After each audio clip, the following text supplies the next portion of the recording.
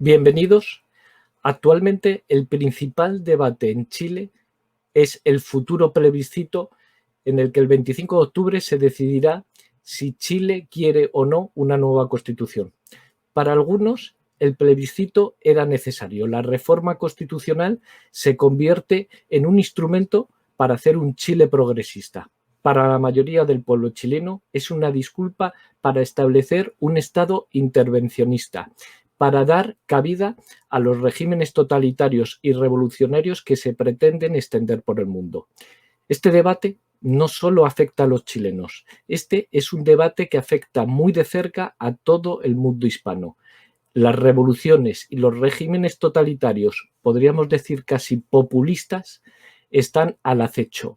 Chile puede ser la primera víctima, pero posiblemente no sea la última.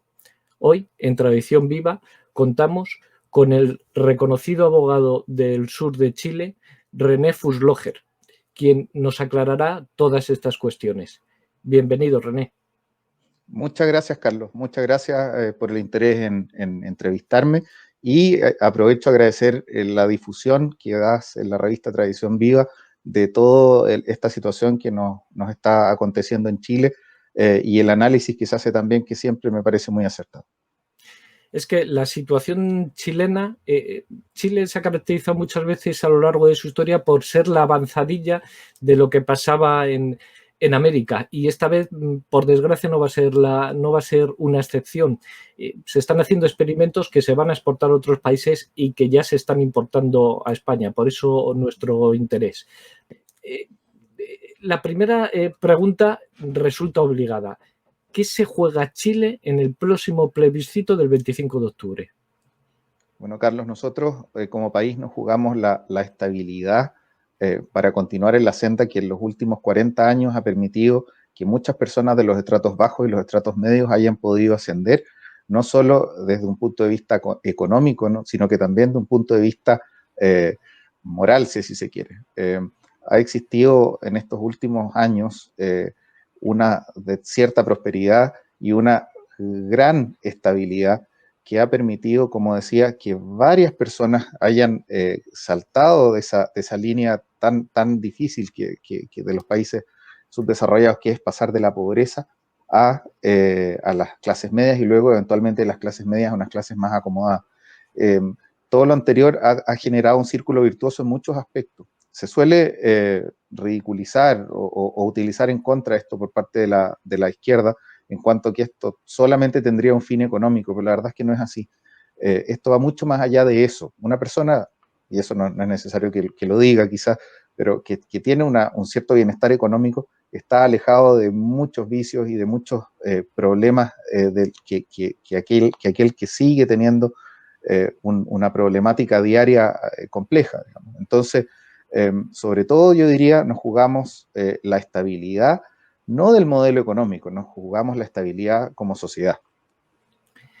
Por eso mismo, lo que sorprende desde fuera de Chile es, desde luego, desde los años 70 hay un gran desarrollo económico, social, cultural en Chile. Claro, la pregunta es, ¿realmente era necesaria esta modificación de la Constitución chilena?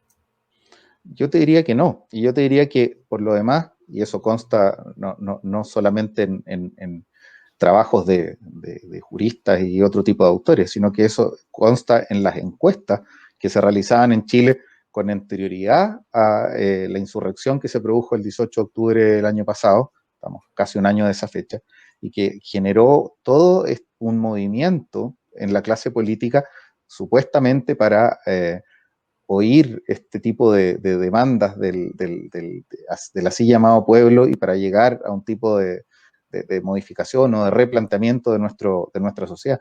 Pero la verdad es que si tú ves las encuestas de ese 18 de octubre de 2019 en la mañana, el cambio constitucional debe haber estado en el duodécimo lugar de las prioridades de la población. Entonces, esto obedece a un trabajo bastante inteligente y de largo plazo de una élite de izquierda globalista, que ha logrado copar la actividad política en Chile, que ha logrado, no diré convencer a la derecha, pero ha logrado aglutinar a la derecha, y la tiene trabajando para este fin. En este minuto nos encontramos con que desde el presidente de la República y gran parte de los ministros ya han declarado públicamente y en un acto de intervencionismo electoral, a mi juicio, que ellos están por modificar la Constitución. ¿Y eso qué demuestra? Esto demuestra que básicamente en digamos, un acuerdo político de las fuerzas políticas representadas en el Parlamento que se llegó entre gallos y medianoche, producto de una insurrección, producto de actos muy violentos y muy complejos a nivel de Chile, dio origen a, a este tipo de acuerdo que finalmente puso o digamos, subió desde la prioridad duodécima a la prioridad número uno la modificación de la Constitución. Y eso es lo que resulta sorprendente. Hombre, evidentemente en todo este proceso lo que sí que queda claro es el interés de las élites, que no del pueblo chileno, precisamente en ese sacar adelante esa nueva Constitución. Pero ¿cuáles pueden ser los verdaderos motivos de esas élites en apostar por esta nueva Constitución y acabar con el pasado chileno?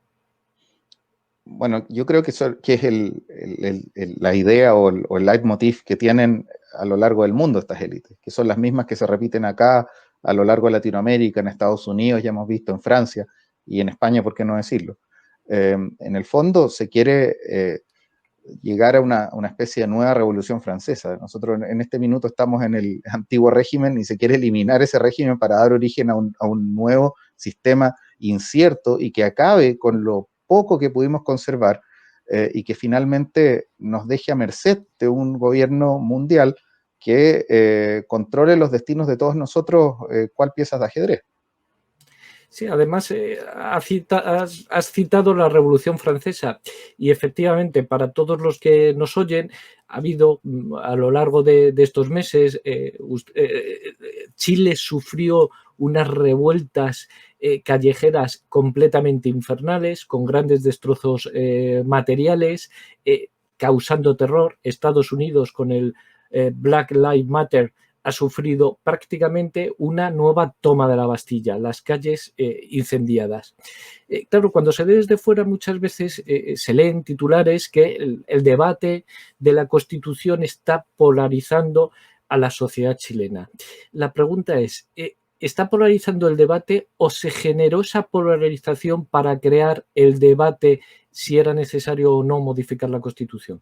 Yo creo que es precisamente lo segundo que tú señalas. Yo creo que la sociedad puede, naturalmente, como toda, estar polarizada en diferentes ámbitos, digamos, derecho versus izquierda, hombres contra mujeres, o qué sé yo.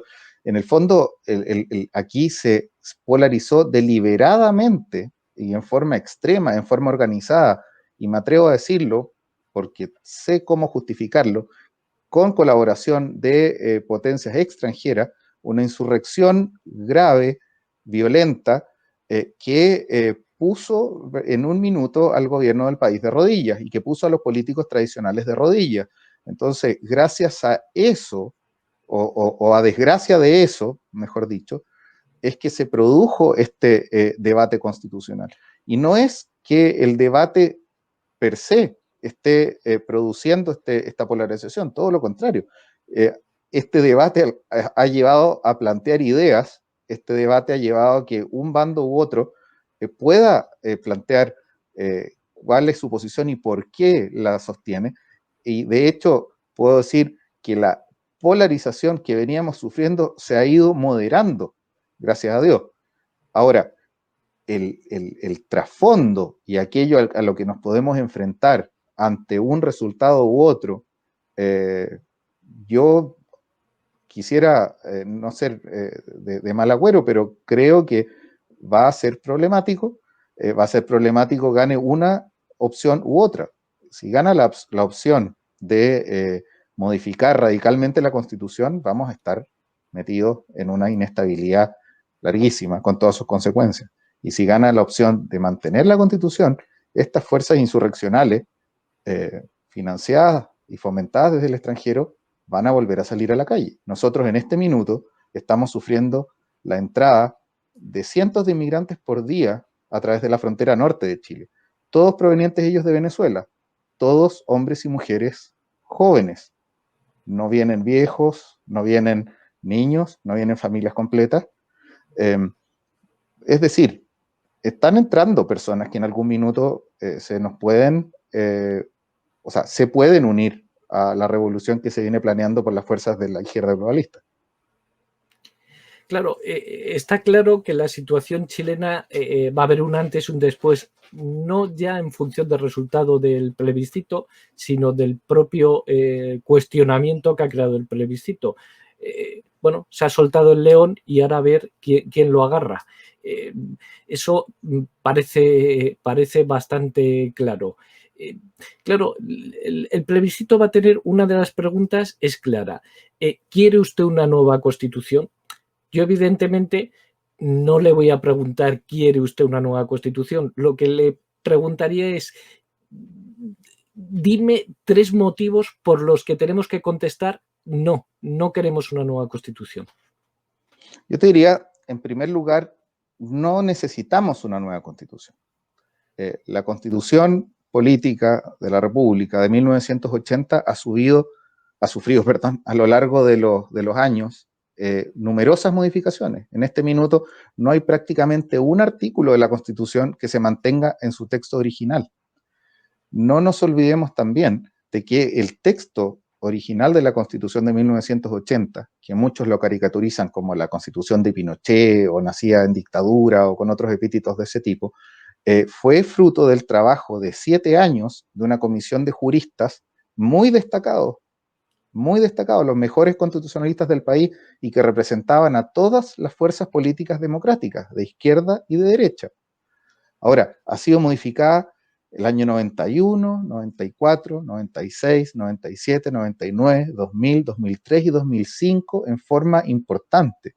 Y tanto es así que el proceso de cambio de constitución que se está produciendo ahora, digamos, o dando al menos la posibilidad de cambiarla, surgió también de una modificación constitucional, porque no era la vía idónea para haber hecho el cambio, digamos, a través de estos plebiscitos que se implementaron, pero se implementaron por una reforma constitucional. Es decir, en primer lugar, el cambiar la constitución es innecesario. Segundo, porque la constitución no regula aquellas materias que le afectan fundamentalmente a la ciudadanía. Aquí la izquierda globalista ha hecho un trabajo de joyería para convencer a las masas de que con un cambio constitucional podríamos mejorar el nivel de vida, podrían subir los sueldos, bajar los pasajes del transporte público, mejorar el sistema de pensiones, mejorar el sistema de salud, y la verdad es que nada de eso está regulado a nivel constitucional. Tú como abogado lo sabes muy bien, digamos, eso es materia de ley, eventualmente incluso de reglamento. La Constitución, para aquellos oyentes que no son abogados, es una norma fundamental que regula como un paraguas, digamos, el ordenamiento jurídico de un país, pero no regula en detalle el ordenamiento jurídico de un país. El ejemplo clásico es la Constitución de Estados Unidos. La Constitución de Estados Unidos es muy breve y se ha modificado en muy pocas ocasiones a lo largo de la historia. ¿Y por qué? Porque regula cosas fundamentales, no aquellos aspectos del día a día que afectan fundamentalmente a las personas. Yo entiendo, desde luego, y lo entiendo de primera persona, digamos, de que hay un montón de cosas, hay muchas cosas que pueden ser mejoradas y que deben ser mejoradas por el bienestar de nuestra población y de nuestras familias. Pero eso no es materia constitucional. Y finalmente, como tercer punto, que yo creo que también es muy relevante, es que si gana esta opción de modificar la Constitución, damos origen a un mecanismo que no está completamente regulado para establecer la nueva Carta Fundamental. Se habla de que esto partiría de una ley, de una hoja en blanco, perdón. ¿Y una hoja en blanco qué quiere decir? De que todo se va a escribir de nuevo. Y este es un proceso que no es corto. Si la Constitución anterior demoró 7 años en ser creada, este proceso no se va a hacer en 7 días, ni 7 semanas, ni 7 meses, va a ser un proceso larguísimo. ¿Y qué ocurre en el intertanto? Hay numerosas tesis jurídica al respecto. Los más voluntaristas dicen, no, bueno, sigue rigiendo la Constitución que actualmente está en vigencia. Pero las fuerzas de la izquierda radical, esas mismas fuerzas de la izquierda radical que se tomaron el país a partir del 18 de octubre del año pasado, ellos ya han dicho que el poder constituyente queda entregado a la Comisión Constituyente. Es decir, estaríamos en un país sin constitución hasta que ese país se dicte una constitución nueva. Es decir, cada uno de los artículos de la Constitución o cada inciso de cada artículo de la Constitución sería motivo de luchas callejeras. Estamos hablando de un problema que podría terminar por reventar el país en forma definitiva. Hombre, aquí he dicho dos cosas importantes. Una, esa hoja en blanco que es presumible que no esté tan en blanco. Me refiero, la izquierda globalista sí ya tiene las líneas apuntadas de esa Constitución. Y otra cosa importantísima que ha dicho es ese engaño que el pueblo chileno tiene que tener claro de la izquierda globalista. Prometen un paraíso prácticamente en Chile, pero la realidad es que el infierno puede ser la próxima parada de Chile. Quizás para otra entrevista daría estudiar y analizar cuál es ese futuro de Chile, porque desde luego en la Constitución se introducen elementos como el indigenismo, que es una forma más de desgajar al pueblo chileno, como sentidos identitarios, temas como aborto, ideología de género y desde luego falsos derechos que a fin de cuentas no van a ser más que disculpas para el intervencionismo estatal que no va a pedir permiso al pueblo. René, ante todo, muchísimas gracias. Creo que puedes quedar emplazado para otra ocasión porque el debate da para muchísimo más. Muchísimas gracias por habernos atendido en el programa de Tradición Viva Televisión.